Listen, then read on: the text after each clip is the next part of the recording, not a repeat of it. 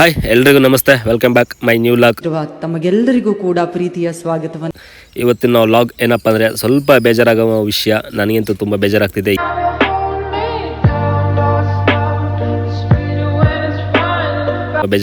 ಏನಪ್ಪ ಅಂದರೆ ಅದು ಅಪ್ಪ ಕಾಲ್ ಮಾಡಿ ಹಿಂಗೆ ಮೋಟ್ರ್ ಕೆಟ್ಟಾಗಿದೆ ಅಂದರು. ಅದಕ್ಕೊಂದಷ್ಟು ಐಟಮ್ಗಳು ತಗೊಂಬ ಅಂತ ಹೇಳ್ತು. ಸೊ ಹಾಗೆ ನಾನು ಎಲ್ಗಪ್ಪ ಬಂದಿದ್ದೀನಿ, ಬಿಳಿಕೆರೆ ಹತ್ರ ಬಂದಿದ್ದೀನಿ. ಬಿಳಿಕೆರೆ ಹತ್ರ ಒಂದು ಎಲೆಕ್ಟ್ರಿಕಲ್ ಅಂಗಡಿಗೆ. ಸೊ ಅಲ್ಲಿ ನಾನು ಒಂದಷ್ಟು ಐಟಮ್ ಹೇಳಿದ್ರು ಅವರು. ಆದರೆ ಮೋಟ್ರ್ ಎತ್ತಿ ರೆಡಿ ಮಾಡೋರು ತಗೊಂಬನ್ನಿ ಅಂತಿದ್ದು. ಹೊಸದಾಗೆಲ್ಲ ಹಾಕ್ಬೇಕು, ಹಾಕಿದ್ರೆ ಸ್ವಲ್ಪ ಮೋಟ್ರು ಲಾಂಗ್ ಟೈಮು ಬರುತ್ತೆ ಚೆನ್ನಾಗಿ, ಮಧ್ಯೆ ಕೆಟ್ಟಾಗಲ್ಲ ಯಾವುದು ಕೂಡ ಅಂತ. ಸೊ ಅದಕ್ಕೋಸ್ಕರ ನಾನು ಇಲ್ಲಿ ನೋಡ್ತಿರ್ಬೋದು 4-5 ಐಟಮ್ ತಗೋತೀನಿ. ಸೊ 4-5 ಐಟಮ್ಗೆ ಆಯಿತು ದುಡ್ಡು 400 ರೂಪಾಯಿ. ಮತ್ತು ಇನ್ನೊಂದು ಯಾವುದೋ ಕರೆಂಟ್ ಕಂಟ್ರೋಲರ್ ತೊಗೋಬೇಕು ಅಂತ ಹೇಳಿದ್ರು. ಅದೊಂದು 2800 ರೂಪಾಯಿ ಐತೆ ನೋಡಿ, ಅದು ತೆಗಿಸ್ತಾ ಇದ್ದೀನಿ. ಸೊ ಮತ್ತೆ ಕಾಲ್ ಮಾಡಿ ಕೇಳಿದಾಗ ಅದು ಯಾವುದಪ್ಪ ಅಂದರೆ ನೋಡಿ ಇದೇ ಅದು ನೋಡಿ, ಇದೊಂದಕ್ಕೆ 3760 ರೂಪಾಯಿ ಐತೆ. ಸೊ ಅವ್ರು 2800 ರೂಪಾಯಿ ಕೊಡ್ತೇನೋ ಅಂತ ಅಷ್ಟು ಅಮೌಂಟ್ ಇಲ್ಲ ಅಂದ್ಬಿಟ್ಟು ಫೈನಲ್ ಆಗಿ ನಿಂತಿದೆ. ಈ ನನ್ನ ಮಗ ನನಗೆ ಚೌಕಾಸಿ ಬರಲ್ಲ ಅನ್ಕೊಂಡ್ಬಿಟ್ಟನ, ಈಗ ಮಾಡ್ತೀನಿ ನೋಡು ಚೌಕಾಸಿ. ಜೈ ಮಹೇಶ್ಮತಿ ಎಷ್ಟು ಬಾರ್ಗಿ ಮಾಡಿಕೊಂಡು. ಸೊ ಆದರೂ ಕೂಡ ಫೈನಲ್ ತಗೊಂಡು ಅಲ್ಲಿಂದ ಹೊರಟೆ. ನಾನು ಬಿಳಿಕೆರೆಯಿಂದ ಮನೆಗೆ ಸೀದಾ ನೋಡ್ತಿರ್ಬೋದು ಬಿಳಿಕೆರೆ ರೋಡು. ಏನಪ್ಪ ಅಂದರೆ ತುಂಬ ಬೇಜಾರಾಗುತ್ತೆ ಈ ಥರ ಮೋಟ್ರು ಸಡನ್ಲಿ ಕೆಟ್ಟೋದು. ಚೆನ್ನಾಗಿರೋ ಮೋಟ್ರು ಸಡನ್ಲಿ ಕೆಟ್ಟಾದ ತಕ್ಷಣ ನೋಡಿ 15-16 ರೂಪಾಯಿ ಬಂತು. ಸೊ ಅಲ್ಲಿಂದ ಮನೆ ಹತ್ರ ಬಂದೆ ಡೈರೆಕ್ಟ್. ನಾನು ಮನೆಗೆ ಬಂದ ತಕ್ಷಣ ಫ್ರೆಶ್ ಅಪ್ ಆಗಬೇಕಲ್ಲ. ಸೊ ಅದೇ ಬೇಜಾರು ಮೂಡಲ್ಲೇ ಬಂದೆ. ಫ್ರೆಶ್ ಅಪ್ ಆದ ತಕ್ಷಣ ನನ್ನ ಮೈಂಡು ಫುಲ್ಲು ಕನ್ವರ್ಟೆಡ್. ಏನಕ್ಕೆ ಅಂದರೆ ನನ್ನ ನಳಿಮಯ್ಯ ನಾನು ತುಂಬ ಬೇಜಾರಾಗಿದೆ ಅಂತ ಗೊತ್ತಾಗ್ಬಿಟ್ಟೇನೋ. ಸೊ ಅವನೇ ಊಟ ಹಾಕ್ಕೊಡ್ತೀನಿ, ನೋಡ್ತಿರ್ಬೋದು ಮುದ್ದೆ ಹಾಕ್ತಿದ್ದೇನೆ, ತಟ್ಟೆ ತೊಳ್ಕೊಂತ ಊಟ ಹಾಕ್ಕೊಡ್ತಿದ್ದೇನೆ. ಸೊ ಈ ಥರ ಮಕ್ಕಳು ಮನೆ ಇತ್ತು ಅಂದರೆ ಎಷ್ಟೇ ಬೇಜಾರಾಗಿದ್ರು ಕೂಡ ಅದೆಲ್ಲ ಕ್ಷಣಾರ್ಧದಲ್ಲೆಲ್ಲ ಮರ್ತೋಗುತ್ತೆ.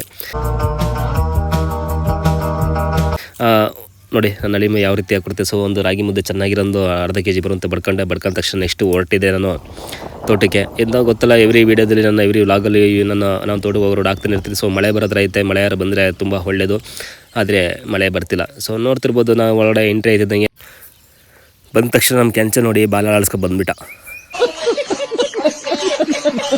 ಅಣ್ಣ ಏನು ತಂದಿರ್ತೀನಿ ಸ್ನ್ಯಾಕ್ಸ್ ಆಗುತ್ತೆ ಹಾಕೋದಕ್ಕೆ ಹಾಕ್ತೀನಿ ಅಂದ್ಬಿಟ್ಟು. ಸೊ ನಾನೇನು ತಂದಿರಲಿಲ್ಲ, ಹಾಗೆ ಬಂದು ನೋಡ್ತಿರ್ಬೋದು ನಮ್ಮ ಕೋಳಿಗಳೆಲ್ಲ ಯಾವ ರೀತಿ ಇದೆ ನೋಡಿ. ನಾಟಿ ಕೋಳಿ, ಪ್ಯೂರ್ ಒರಿಜಿನಲ್ ನಾಟಿ ಕೋಳಿ ಸಾಕಿದ್ದೀವಿ. ಇದು ಮಾಡಬೇಕಂತ, ಬಟ್ ಇದರಲ್ಲೂ ಕೂಡ ನಮಗೆ ಒಂದು ಸ್ವಲ್ಪ ಕೈ ಹಿಡಿತಲ್ಲ. ಏನಕ್ಕೆ ತುಂಬ ಮರಿಗಳು ಸತ್ತೋಗ್ತವೆ, ಯಾರು ಕಣ್ಣು ಬಿತ್ತು ಏನೋ ಅಂತ ಗೊತ್ತಿಲ್ಲ. ಒಂದಷ್ಟು ಉಳ್ಕತೆ, ಒಂದಷ್ಟು ಸತ್ತೋಯ್ತವೆ, ಏನೂ ಮಾಡೋಕ್ಕಾಗಲ್ಲ.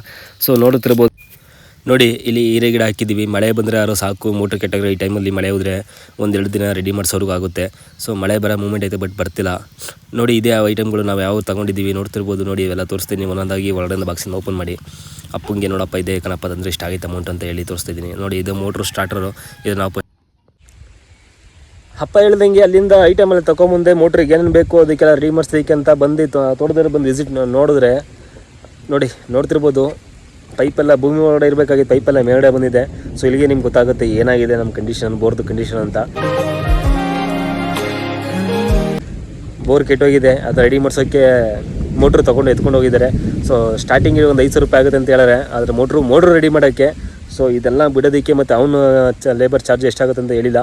ಸೊ ಇಲ್ಲಿದೆ ಒಂದು 800 ರೂಪಾಯಿ 800 ರೂಪಾಯಿ ಆಗ್ತೈತೆ ಮೋಟ್ರು ಎತ್ತಿ ಬಿಡೋದು, ರೆಡಿ ಮಾಡಿ ಬಿಡೋ ಅಷ್ಟರಲ್ಲಿ.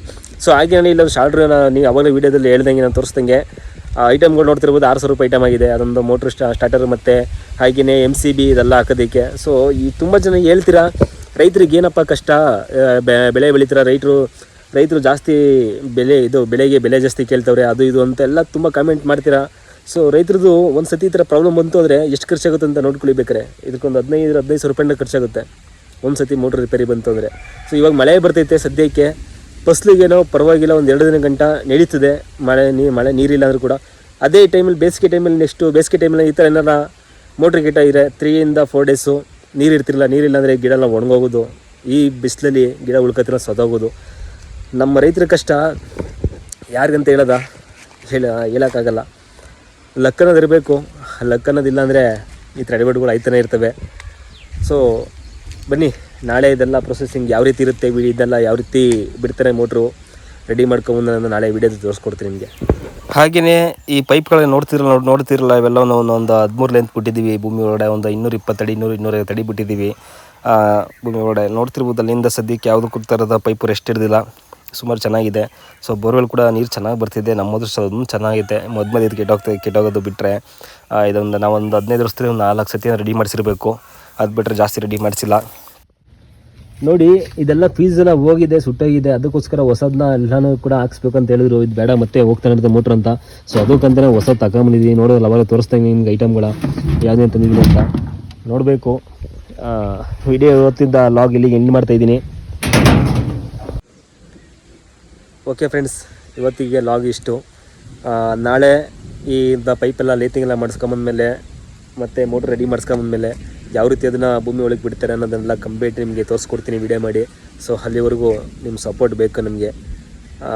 ರೈತರ ಮಕ್ಕಳು ಸಪೋರ್ಟ್ ಮಾಡಿ ಅಷ್ಟು ಹೇಳ್ತಾ, love you all, thank you so much. ಯಾರಾದರೂ ಹೊಸಬ್ರು ಆಗಿದ್ರೆ ಸಬ್ಸ್ಕ್ರೈಬ್ ಮಾಡ್ಕೊಳ್ಳಿ ನನ್ನ ಚಾನಲ್ನ, ಹಾಗೆ ಸಪೋರ್ಟ್ ಮಾಡಿ ಅಂತ ಕೇಳ್ಕೊತಾ ಬಾಯ್. ಇಷ್ಟು ಹೇಳೋಕ್ಕೆ ಇಷ್ಟಪಡ್ತೀನಿ. ಓಕೆ ಫ್ರೆಂಡ್, ಬಾಯ್.